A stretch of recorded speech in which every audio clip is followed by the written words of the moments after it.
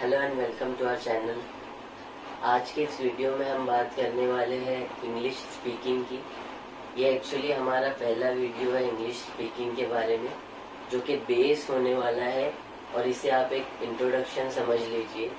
इससे आगे आने वाले वीडियोस में हम बात करने वाले हैं इंग्लिश ग्रामर की, सेंटेंस स्ट्रक्चर की, वर्ड फॉर्मेशंस की। उसके बाद हम कुछ मॉक्स लेंगे, उसके बाद हम जो है क्वेरीज रिजॉल्व करेंगे। बट फ्रेंड्स, पहले स्टार्ट करते हैं इंग्लिश स्पीकिंग के बारे में जो मिथ्स है उससे रिलेटेड। तो हमने देखा है कि पिछले जितने भी ऑर्थोडॉक्स तरीके हैं उसमें हमको इंग्लिश स्पीकिंग के नाम पर सिर्फ और सिर्फ इंग्लिश ग्रामर पढ़ाया गया है।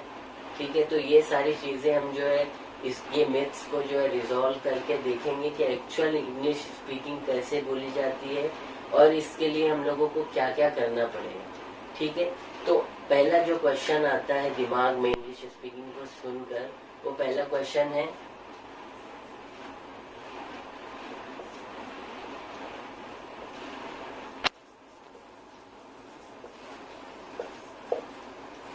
Is it important. क्या हमारे लिए इंग्लिश लैंग्वेज सीखना या फिर फॉर दैट मैटर कोई भी लैंग्वेज सीखना इम्पोर्टेंट है। अब इंग्लिश जो कि एक इंटरनेशनल लैंग्वेज है, उसे सीखना कितना जरूरी है। जिस एरा में हम जी रहे हैं या फिर जिस एरा में हम जीने वाले हैं, वहाँ आगे चलकर इंग्लिश लैंग्वेज बहुत ज्यादा इम्पोर्टेंट होने वाली है। ठीक है, तो in order to understand other people's language and in order to give them response in their own language, it is really important कि हम इस लैंग्वेज को सीख सके, आगे आने वाली जनरेशन को सिखा सके और उनके जो है उनके सवालों का उनकी जबान में जवाब दे सके। ठीक है, तो आई होप कि मैंने इसका आंसर दे दिया हो कि ये इम्पोर्टेंट है या नहीं। अब देखते हैं कि एक लैंग्वेज को कैसे कैटेगराइज किया जाता है या फिर हम कितनी इंग्लिश जानते हैं। ठीक है, तो अगर मैं आपको बताऊं कि if you can read any language, trust me, you know 25% of that language.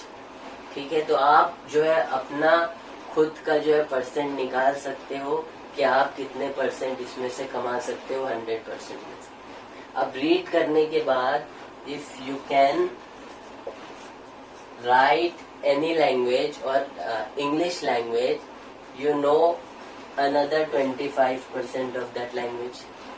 ठीक है, इसके बाद हम देखते हैं कि अगर आप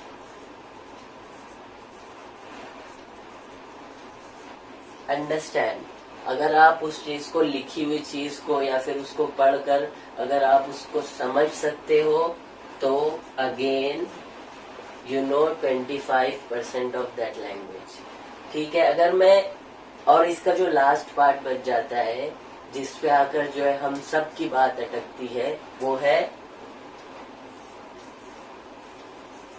स्पीक। स्पीक को भी सिर्फ और सिर्फ 25% शेयर जाता है। ठीक है, तो अगर हमारी बात इस पे आकर अटक भी जाती है, स्टिल अगर हम कोई भी लैंग्वेज या फिर सिर्फ इंग्लिश की बात करें, तो अगर आपको इसके बारे में लिखना आता है, अगर आपको उसके बारे में पढ़ना आता है और अगर आप उस लैंग्वेज को अपनी जबान में समझ सकते हो, तो आप उस लैंग्वेज का 75% जानते हो। तो जितने भी लोगों को मैं जानता हूँ या जितने भी लोगों से मैं मिलता हूँ, मैं उन सब के बारे में गारंटीड कह सकता हूँ कि दे एटलीस्ट नो 75% ऑफ इंग्लिश। सिर्फ 25% ऐसा एक निश बाकी है जहाँ पर उनको इसका जो है एक्सेलेंस हासिल करना है, जो है स्पीकिंग। ठीक है, तो इसके आगे वाले वीडियोस में हम बात करेंगे कि इसको कैसे हम सीख सकते हैं या अपने ग्रामर को कैसे सीख सकते हैं या फिर सेंटेंस कैसे बनाएंगे, सेंटेंस कैसे फ्रेम होंगे। ठीक है, हम इसके बारे में एकदम डिटेल में बात करने वाले हैं। बट इससे पहले हम ये देखते हैं कि आखिर वो कौन सी चीज है जिसकी वजह से ये 25% रिमेनिंग जो है ये हमारे लिए बैरियर बना हुआ है। ठीक है, या किस चीज ने हमें रोका हुआ है इंग्लिश स्पीकिंग से।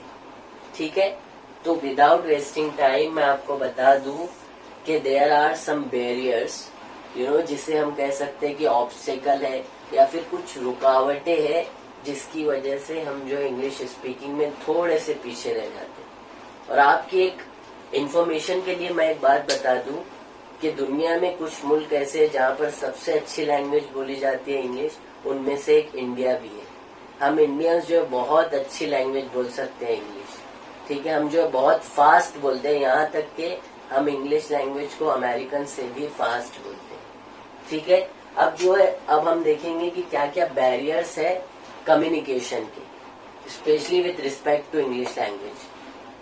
बहुत सारे बैरियर्स हैं जो किसी भी लैंग्वेज को बोलने में रुकावट बनते हैं, या फिर स्पेशली इंग्लिश को बोलने में हमारे लिए क्या क्या बैरियर्स ऑफ कम्युनिकेशन में पहला बैरियर जो है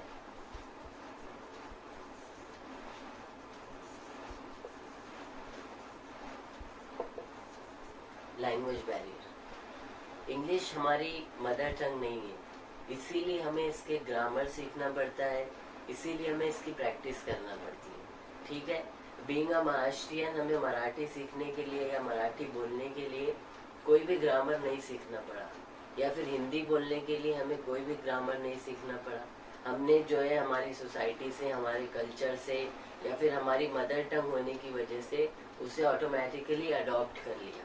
ठीक है, अभी अगर मुझसे कोई ये कहे कि मैं वहाँ गया था या वहाँ गई थी, तो हम ऑटोमेटिकली इस चीज को इंटरप्रेट कर लेते हैं कि ये बात हो रही है पास्ट टेंस के बारे में। अगर कोई हमसे ये कहे कि मैं कल वहाँ जाऊंगा या कल ये काम करूंगा, तो हम इस चीज को, हमारा माइंड खुद से इंटरप्रेट कर लेता है कि ये बात जो है फ्यूचर टेंस की हो रही। ठीक है, तो लैंग्वेज बैरियर इसमें सबसे पहला बैरियर इसीलिए है क्योंकि ये हमारी मदर टंग नहीं है। इसीलिए बीइंग अ न्यू लैंग्वेज हमें इसको अल्टीमेटली एक ऑल टुगेदर एक नई लैंग्वेज की तरह सीखना पड़ेगा। ठीक है, दूसरा बैरियर जो है वो है कल्चरल बैरियर। ठीक है, हमारा कल्चर जो है, हम जिस सोसाइटी में रहते हैं या फिर जिस सराउंडिंग में रहते हैं, वहाँ पर जो है मोस्टली इंग्लिश नहीं बोली जाती, वहाँ पर ज्यादातर मदर टंग बोली जाती है, या फिर जो भी रीजनल लैंग्वेजेस है वो बोली जाती है। तो हमने उसको नहीं सीखा, नहीं सुना, इसके लिए जो है इस चीज को जो है समझना या फिर इस चीज को बोलने में हमें दुश्वारी पैदा होती है। तीसरी चीज, और जो मैं समझता हूँ बहुत ज्यादा इम्पोर्टेंट है, दैट इज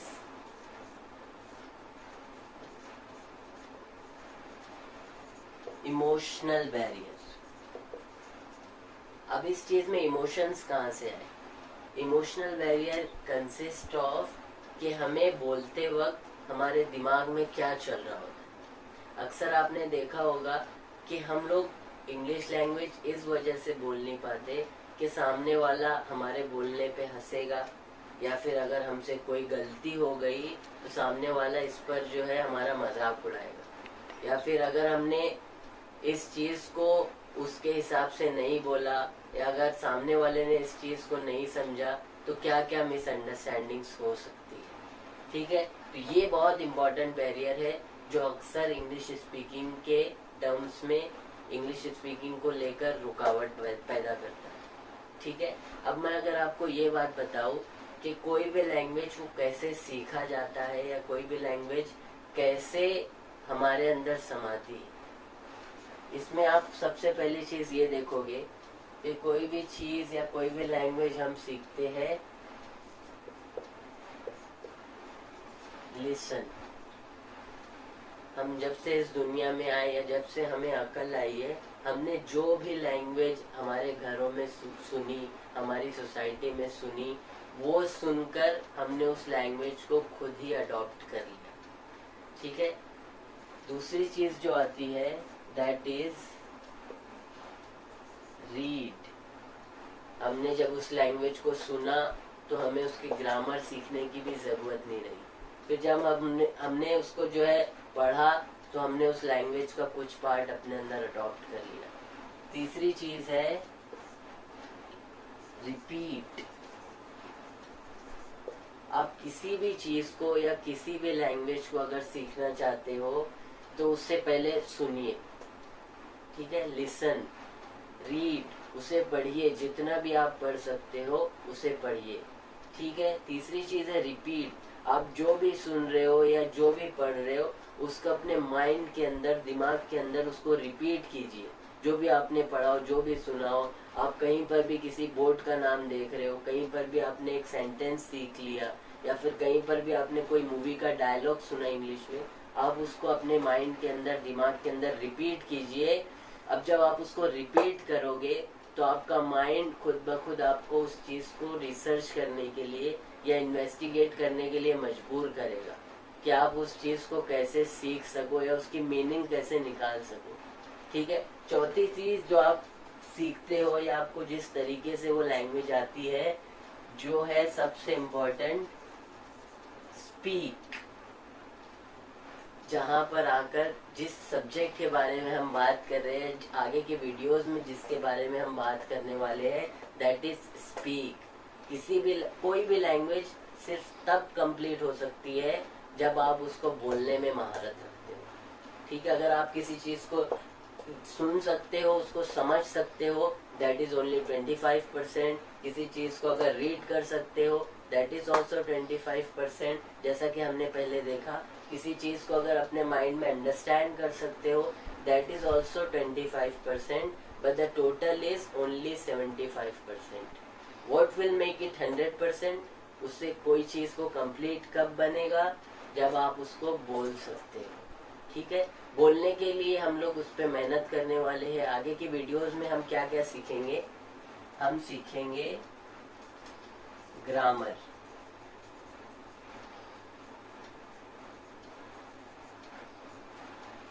जैसा कि मैंने बोला कि इंग्लिश हमारी मदर टंग नहीं है, इसलिए हमें इसका ग्रामर सीखना बहुत ज़्यादा इम्पोर्टेंट है।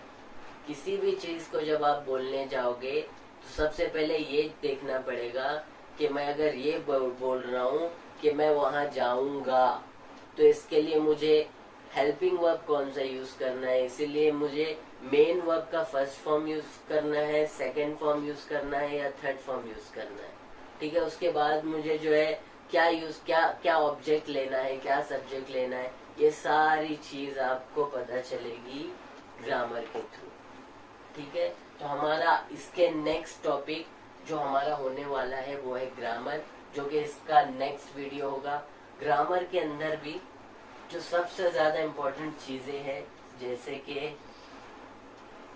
टेंसेस, ठीक है। हम टेंसेस के बारे में पढ़ने वाले हैं।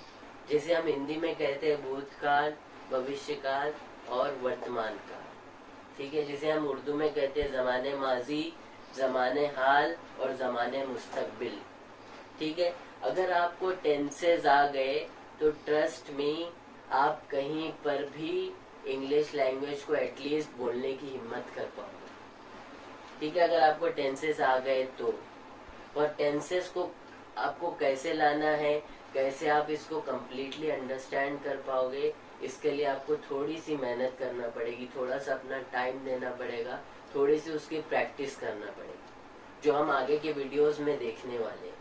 उसके बाद हम और क्या क्या चीज़ें देखने वाले हैं? हम देखने वाले हैं सेंटेंस स्ट्रक्चर,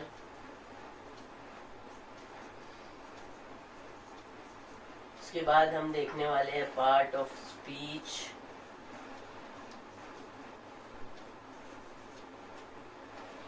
और भी बहुत सारी चीज़ें हैं जो हम आगे के वीडियोस में देखने वाले हैं, जिनको हम बहुत ज़्यादा डिटेल में पढ़ने वाले हैं। टेंसेस के पूरे जो 12 तरीके हैं, 12 टाइप्स, उसको हम पढ़ने वाले हैं। जो 3 कैटेगरीज है, major categories, past, present and future, उसके अंदर जो 4 अदर कैटेगरीज है, उसको भी हम आगे के वीडियोस में देखने वाले हैं, ठीक है। तो इसी के साथ मैं आपसे इस वीडियो का, जो कि हमारा इंट्रोडक्शन था आज का, सिर्फ और सिर्फ इंग्लिश लैंग्वेज का, जो मिथ्स है हमने वो क्लियर कर दिए, जो भी गलत फहमियाँ थी हमने उसको क्लियर कर दिया कि इंग्लिश सिर्फ और सिर्फ जो है ग्रामर का नाम नहीं है, बल्कि इंग्लिश जो है एकदम एक नई ऑल टुगेदर डिफरेंट लैंग्वेज सीखने का नाम है। हम आगे के वीडियोस में जो है आपको कैसे पॉलिश कर सकते हैं, कैसे हम इस पर काम करने वाले, इसके बारे में बताएंगे। ठीक है, तो इसी के साथ मैं आपसे विदा लेता हूँ, सिर्फ और सिर्फ एक रिक्वेस्ट के साथ कि आगे की वीडियोस भी इसी तरह देखते रहिए। अगर आपने अभी तक हमारे चैनल को सब्सक्राइब ना किया हो तो प्लीज़ जल्दी जाइए सब्सक्राइब कीजिए, अपने फ्रेंड्स के साथ इसको शेयर कीजिए। और आप जिनके साथ प्रैक्टिस करने वाले हो आगे की वीडियोस में, जिनके साथ आपको ज़रूरत पड़ने वाली है कि वो भी सीखे आप भी सीखे, क्योंकि जब दो लोग सीखते हैं, दो लोग आपस में बातें करते हैं, तभी वो चीज़ें अच्छे से जो है डेवलप होती है माइंड के अंदर, और अच्छे से आपको एक प्रैक्टिस करने का मौका मिलता है। तो जो भी आपका फ्रेंड सर्कल हो, आपके फ्रेंड्स हो, उनके साथ इस वीडियो को शेयर कीजिए। Thank you so much for watching.